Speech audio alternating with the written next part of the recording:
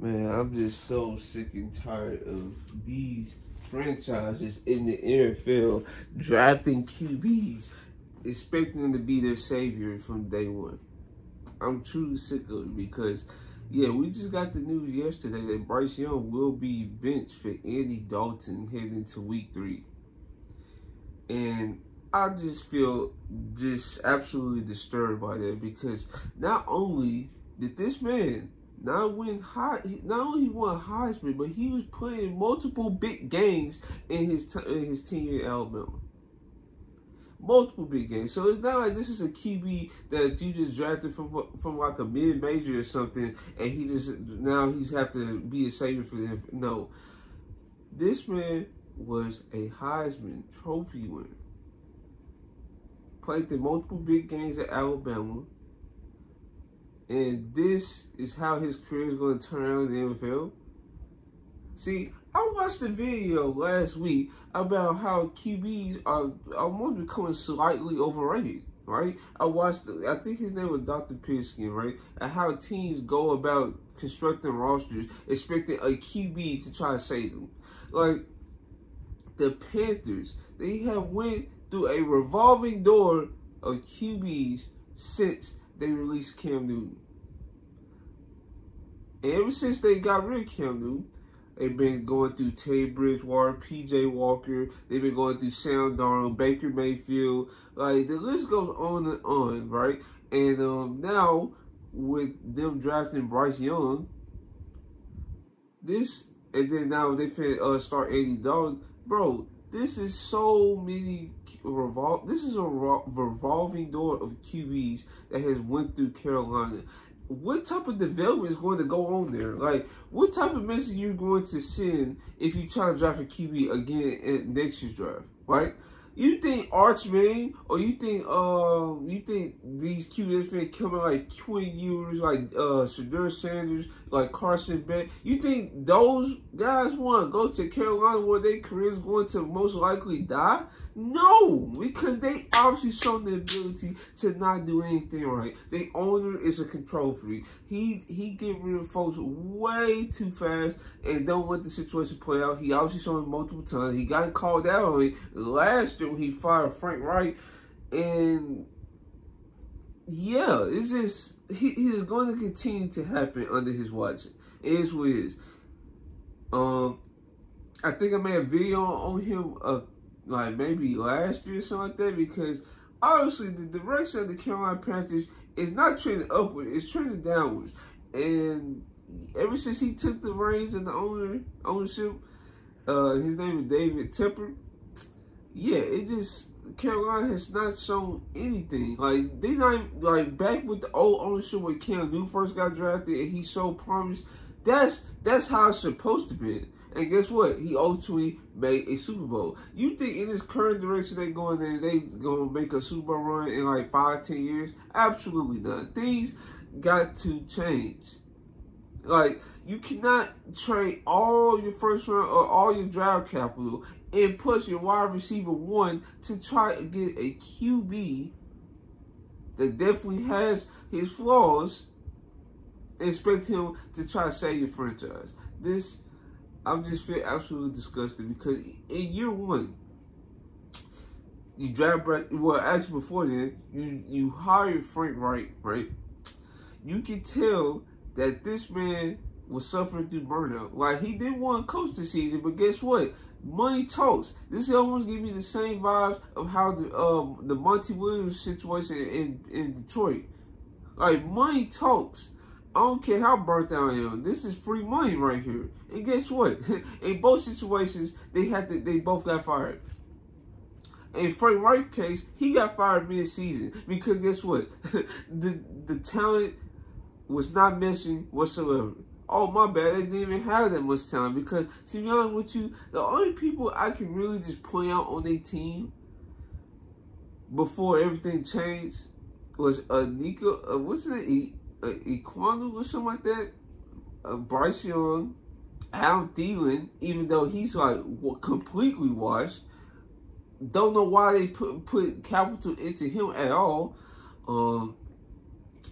Then on defense, they got like Derrick Brown, J.C. Horn, who's like even suffering through injuries and stuff. And then they let some pieces just walk out the door because they've been like inconsistent or they just don't want to be there no more.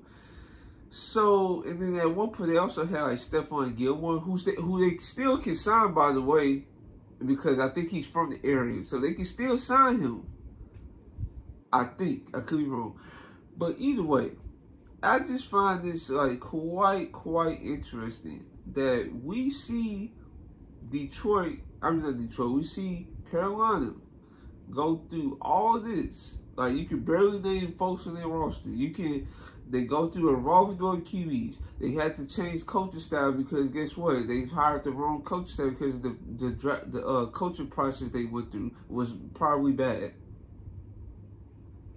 And we gonna try to blame this all on Bryce Young? Are we kidding me right now? Like, because even, like, for example, if C.J. Stroud was, like, in this situation, we would view C.J. Stroud much differently than what he is right now. Like, in my opinion, like, in Jacksonville, like, Trevor Lawrence has not been in a good situation. Guess what? In his first year, who's his coach? Urban Meyer. You think that was a disaster from jump. Boom. The following year, guess what happens? He makes the playoffs. Now, even though their record was pretty trash because they was learning the system and all that, but there was improvement. And then the following year, the talent on the roster did not improve from year 2 to year 3 at all. They still had Zay Jones as their wide receiver too. They still had guys like they didn't have the skill set to like overcome the deficiencies at all. And then we go into, I think this year, what has changed? Like, they can't draft. They free agent evaluations is bad. What can they do as a franchise? Like, we have to stop relying on these QBs to try to save your franchise. And what I just said for Jacksonville is way worse than Carolina. Like, who's the skill guys for the Panthers? Like, is Xavier Legette, who they just drafted?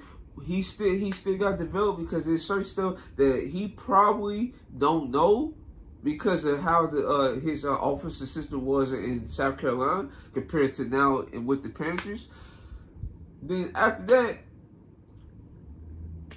who else? Because they released that receiver they drafted from LSU a couple years back. They released him over the offseason. Then they drafted a receiver last year that I forgot his name. Like, the only thing I can remember of him is him trying to just do a jump catch for no reason at all. Like, bro, this is a joke. Like, I can't even name the tight ends. Like, one of the tight ends named Trimble or something. Like, I don't know if he's still in the roster. I just feel so bad for Bryce Young because this guy is a great guy. He's a great quarterback, in my opinion. He's still a great quarterback. Like, he don't bail from open pockets. Like, no. He can make off-platform plays. Like, I feel like he can deliver the ball in all areas of the field. Maybe he's probably weaker in some areas, of course, because everybody not the the greatest in all areas. Like, for example, the middle of the field probably be hard for him because of his size, right? But I still feel like he can still see a little bit over the middle. But man, I just don't have nothing to say. Then the process of hiring a coach this year, you hired a one-year wonder assistant coach. Like, yeah, he probably paid his dues, but no. Like I said, it takes a lot to be a head coach in the National Football League. A lot.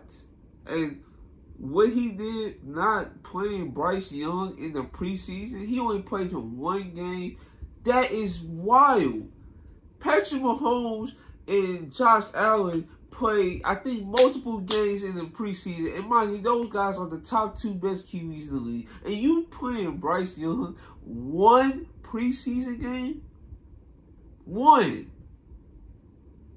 I just have nothing to say. because this offense was anemic last year, right? You would think you would want to get as much reps as possible, but you only played one preseason game against the Bills' third stringer, probably not even third stringer, like guys that's on the bubble of making the roster. Man, I'm out here, bro. Like I'm disgusted with these franchises, bro. I'm just truly disgusted, dog.